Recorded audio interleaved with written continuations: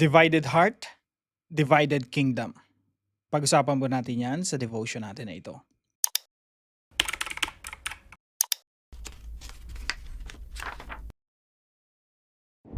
Magandang araw po sa bawat isa sa inyo. Welcome back to our 365 Daily Devotions Bible Characters Edition. Binabati ko po muna si Summer, member po natin sa ating mga Dive Deeper, no? For 16 months na, no? Hindi pa Dive Deeper kasi Dive Deeper bago lang po yan, no? Nito lang po yung Bible Characters Edition natin. So, hello po sa bawat isa sa inyo. Now, ngayon po, ang pag-usapan natin ay patungkol po sa resulta ng pagsuway ni Solomon sa Diyos. Again, yung devotion po natin ng nakaraan, si Solomon, devoted talaga sa Panginoon, buong buo yung kanyang pag-ibig sa Panginoon. Until one day, or one time, towards the end of his life, nung tumanda na siya, nagkaroon siya ng affection sa iba't ibang mga Diyos-Diyosan ng kanyang mga asawa. So dahil po doon, nagalit po ang Diyos kay Solomon. Basahin po natin sa 1 Kings chapter 11. And the Lord was angry with Solomon because his heart had turned away from the Lord, the God of Israel, who had appeared to him twice, and had commanded him concerning this thing, that he should not go after other gods, but he did not keep what the Lord commanded. Di niya sinunod yung utos ng Diyos. Therefore the Lord said to Solomon, since this has been your practice, and you have not kept my covenant and my statutes that I have commanded you, I will surely tear the kingdom from you, and I will give it to your servant. Yet for the sake of David your father, I will not do it in your days, but I will tear it out of the hand of your son. However, I will not tear away all the kingdom, but I will give one tribe to your son, for the sake of David my servant, and for the sake of Jerusalem that I have chosen. Ito po ang katuruan natin ngayong araw. Una po, God was angry with Solomon for abandoning wisdom. Nagalit po ang Diyos kay Solomon kasi sa Solomon, inabandona niya yung wisdom na ibinigay sa kanya ng Diyos. Remember, no, nung mga devotions natin ng mga nakaraan, si Solomon, nung bata-bata pa siya, nagpakita yung Diyos sa kanya, sabi ni Lord sa kanya, sabi ni Yahweh, okay, tell me Solomon, ano yung wish mo, ano yung gusto mo? Bibigay ko sa iyo. Ang hiningi ni Solomon, wisdom. Tapos natuwa yung Diyos sa kanya kasi wisdom yung hiningi niya. Hindi siya humingi ng long life, riches, death of his enemies. Ang hiningi niya, wisdom. Kaya sabi ng Diyos kay Solomon, okay Solomon, ang ganda ng hiningi mo sa akin, karunungan, pati yung mga bagay na hindi mo hinihingi, kayamanan, ibibigay ko lahat yan sa'yo. At yun nga po yung nangyari. Now, yung wisdom po, mga kapatid, ito po ay karunungan ng Diyos. At kailanman yung karunungan ng Diyos, hindi tayo ilalayo sa Diyos. Si Solomon po ang nangyari, yung wisdom na binigay sa kanya ng Diyos, inabandona niya. Bakit? Kasi nagkaroon siya ng ibang mga Diyos-Diyosan. Nagkaroon siya na, pwedeng hindi siya ganun ka-loyal, no? Kasi mahal niya pa rin si Yahweh, pero naging divided yung kanyang puso. At ang resulta po niyan, mga kapatid, nagkaroon ng divided kingdom. So yan po yung devotion natin ngayong araw. So God was angry with Solomon for abandoning wisdom. Sa atin po, nangyayari din po yan, mga kapatid, no? Na meron tayong karunungan na natutunan mula sa Diyos. Meron tayong mga principle na natutunan mula sa Diyos, pero minsan hindi na natin ina-apply. Hindi na natin isinasabuhay kasi meron na tayong ibang gusto. Yung puso natin na humaling na sa ibang mga bagay. Kaya po madalas magkaaway ang isip tsaka ang puso. No? Madalas po yan. Iba yung sinasabi ng isip, iba yung sinasabi ng puso. Iba yung sinasabi ng logic, iba yung sinasabi ng emotion. Minsan kasi yung emotion natin, passion, minsan sobrang makamundo na. Pero yung karunungan na binigay sa atin ng Diyos, sinasabi, mag-stick ka doon sa mga prinsipyo ng Diyos, sa mga katuruan ng Diyos.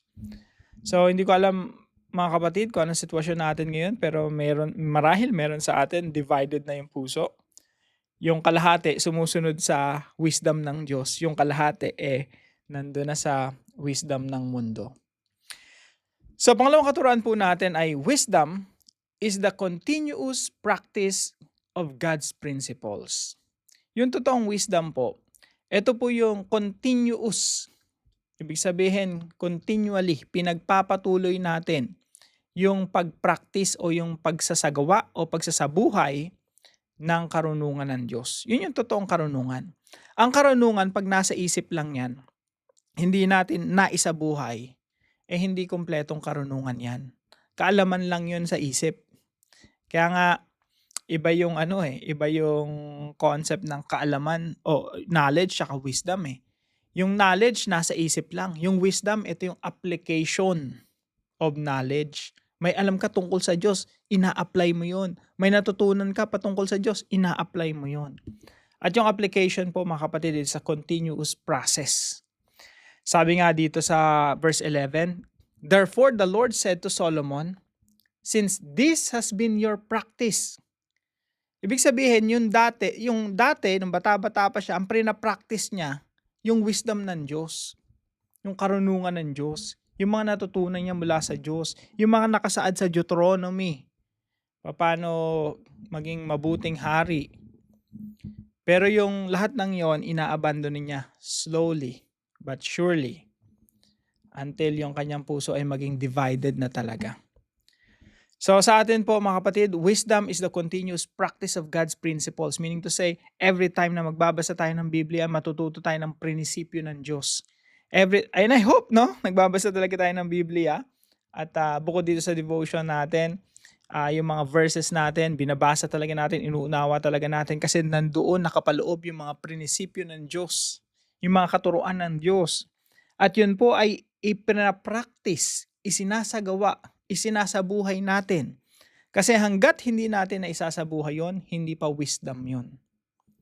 Yung knowledge, hanggat hindi yan applied knowledge, hindi pa yan wisdom. So, yung wisdom po, it's an application of knowledge. Kailangan ma-practice talaga natin. So sabi na ng Diyos kay Solomon, since this has been your practice, you have not kept my covenant. Ito na yung naging practice mo, Solomon. Dati faithful ka sa akin, dati faithful ka sa covenant o yung kasunduan natin. Sumusunod ka sa aking mga batas, sa aking mga pinag-uutos, pero this time hindi na.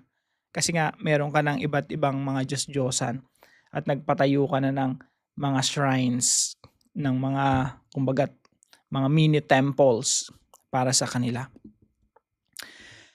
And because of this, sabi rito, however, I will not tear away all the kingdom, but I will give one tribe to your son. Sabi ng Diyos kay Solomon.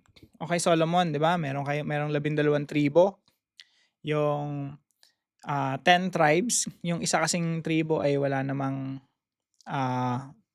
silang parte. Kumbaga nakakalat sila yung mga priest, sila yung mga Levites.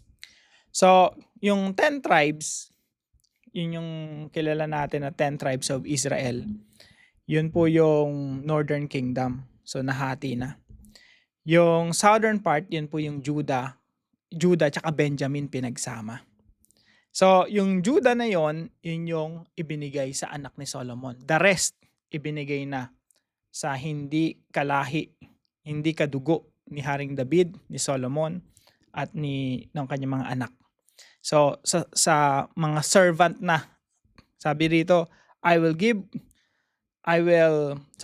sabi dito ng Diyos, I will surely tear the kingdom from you and will give it to your servant. So, dito po sa devotion natin ito, makikita po natin, ito po yung kingdom ni United Kingdom, no? Hindi po United Kingdom ngayon, United Kingdom of Israel during that time. Ang una po nalang hari ay si Solomon, then si Haring Saul, David, and Solomon. And after this po, nahati na po yung kingdom, no? The kingdom divided. Kaya po dito nakikita niyo po ito po yung Southern Kingdom, Judah. At ito naman po yung Northern Kingdom, Israel. Ito pong Judah na ito po yung ibinigay kay Solomon at sa kanyang saling lahi. The rest, yung 10 tribes, Northern Kingdom, ito po ay mga hindi na po kalahi. Hindi na po, kumbaga hindi na dynasty ni Haring David. So ganito po itsura niyan, Israel and Judah. Yan, Southern Kingdom, Northern Kingdom. Kaya pag tingnan niyo po sa mapa, ganito po yan. Ito pong Northern Kingdom and then dito po yung Southern Kingdom. So, I hope familiar na po tayo sa mga mapa natin, no? So, paano po natin ito i-apply sa ating mga buhay? Mamaya po talakayin natin to sa dive deeper natin. So, tanong po, paano natin ito i-apply sa ating mga buhay? Number 1, practice wisdom until the very end of our lives. Yung wisdom po, nag-accumulate po tayo. Kaya nagda-daily devotion tayo ngayon. Nag-accumulate tayo ng wisdom from the Word of God. Ina-apply po natin yan mga kapatid. Habang tumatanda tayo, nagkakaedad tayo, naiipon yung wisdom sa atin, pero wag naman sana sa isip lang o sa utak lang. Yan yung sinasabi ko, nagiging Tweety bird tayo. Minsan, ang laki ng ulo natin, ang liit ng katawan kasi kulang sa application. Kaya nga po lahat ng mga teachings natin, laging may application, kailangan ma-exercise talaga, ma-practice, maisabuhay. At ang pagsasabuhay po ng wisdom ng Diyos, ito po ay panghabang buhay. Hindi po tayo humihinto in the middle or sa kahuli-hulihan.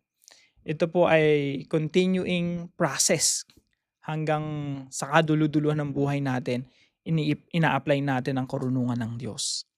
And number 2, pay attention to the principles God has revealed in the Bible.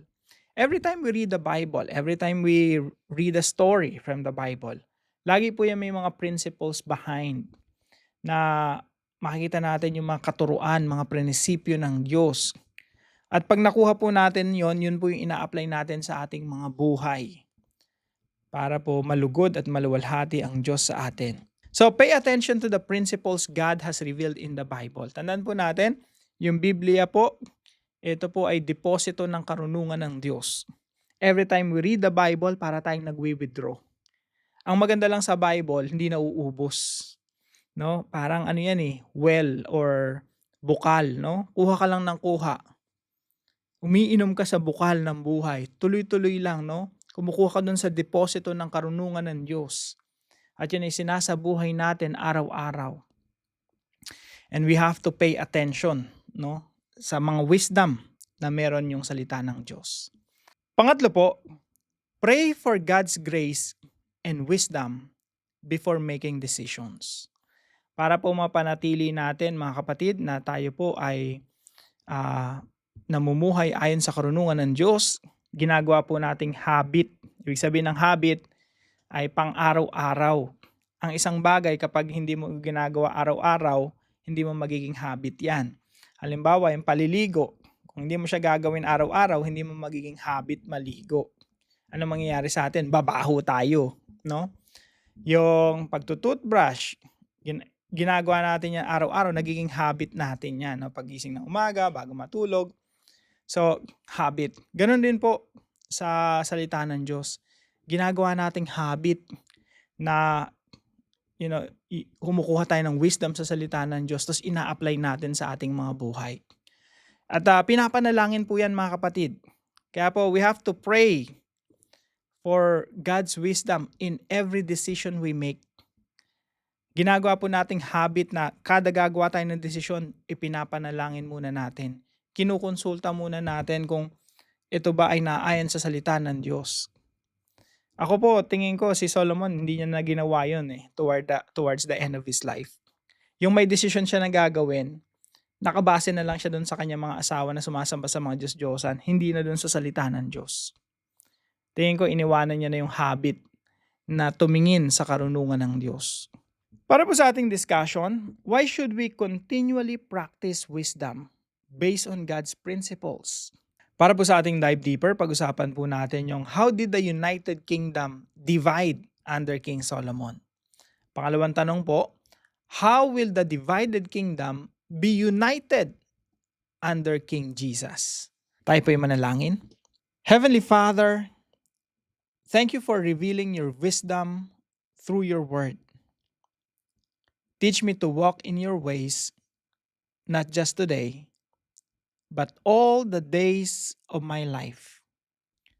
Guard my heart from drifting and keep me faithful to the truth you have given. Help me to pay close attention to your principles and to apply them in every decision I make. Before I act, remind me to seek your guidance, your grace, and your wisdom. Strengthen me to choose what is right, even when it's difficult. May my life reflect a steadfast commitment to your will, for your glory alone. In Jesus' name, Amen and Amen. Kung kayo po yung may natutunan sa devotion natin na ito, ma-appreciate ko po kung ipapalam niyo po sa comment section right below this video. And please don't forget to share this devotion to your family and friends. God bless you po mga kapatid. Ang Diyos po ang magbigay sa inyo ng katagumpayan ngayong araw. See you po tomorrow 5 a.m. dito sa ating daily devotions.